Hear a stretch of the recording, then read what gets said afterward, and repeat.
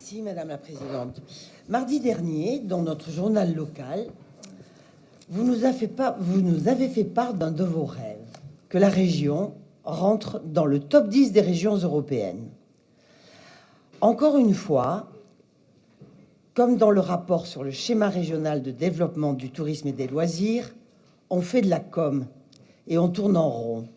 Parce que je n'ai pas trouvé de vrai plan de développement ou d'accompagnement chiffré. Et ce qui m'inquiète le plus, c'est que le monde de l'entreprise, les acteurs économiques, les pourvoyeurs ou créateurs d'emplois sont pratiquement absents ou sous-représentés dans toutes les réunions, les concertations, les colloques, les ateliers, et n'ont pas vraiment enrichi votre rapport.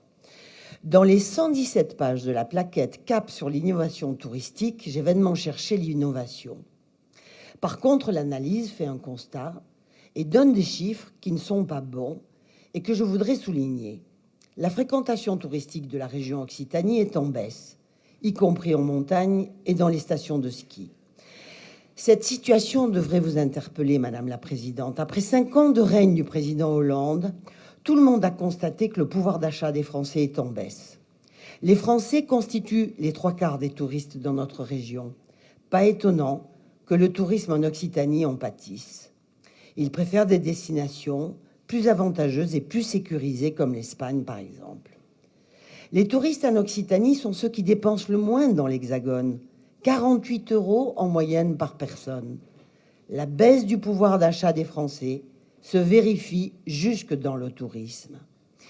Et le nouveau coup de bambou que s'apprête à donner le gouvernement aux retraités avec l'augmentation de la CSG ne va pas arranger la situation. Alors que souvent ils fréquentaient notre région en dehors de la période chaude, au propre comme au figuré, ce que vous appelez dans votre rapport les ailes. Une préoccupation, c'est le sort réservé aux propriétaires de résidences secondaires. 512 000 en Occitanie, qui constituent les 3/4 de l'offre régionale. Et une phrase m'inquiète. Ces résidences produisent de la fiscalité locale, mais induisent des investissements et des services publics surdimensionnés par rapport à la population résidente. Leur impact en termes d'emploi et de retombées économiques est bien plus faible que celui des hébergements marchands. Fermez la parenthèse. Nous y sommes. On nous prépare donc encore un coup de Trafalgar. Après un loyer fictif sur les résidences principales promis par M. Macron, je vois poindre un nouvel impôt sur les résidences secondaires. Elles vieillissent, ces résidences. Elles ne sont pas rénovées par manque de moyens. Et les touristes étrangers plient bagages pour aller vers des cieux plus cléments et plus sûrs.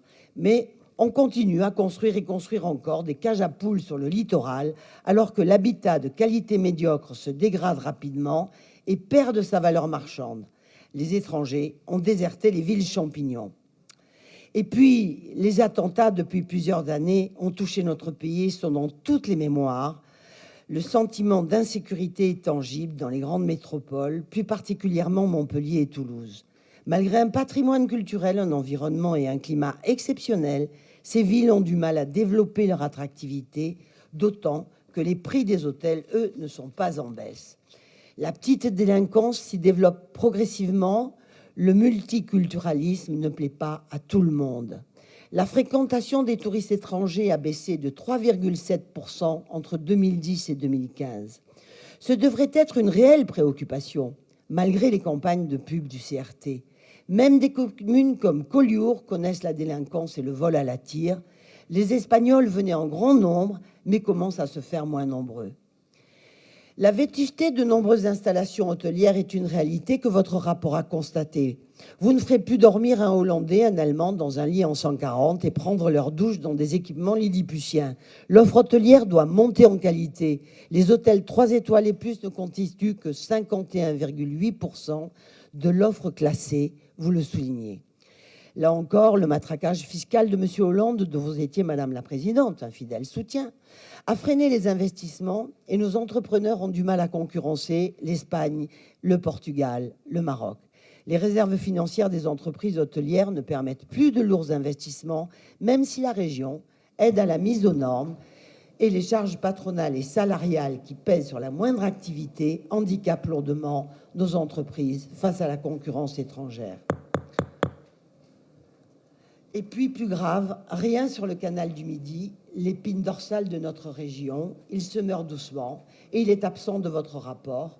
Le projet de protection de 500 mètres voulu par l'UNESCO et envisagé par le préfet de région, les parlementaires et les conseillers départementaux intéressés fin 2016 n'a jamais été discuté avec les populations ni les entreprises riveraines et encore moins les décisions arbitraires sans véritable consultation. Je suis obligée de m'arrêter. Merci de conclure. Merci.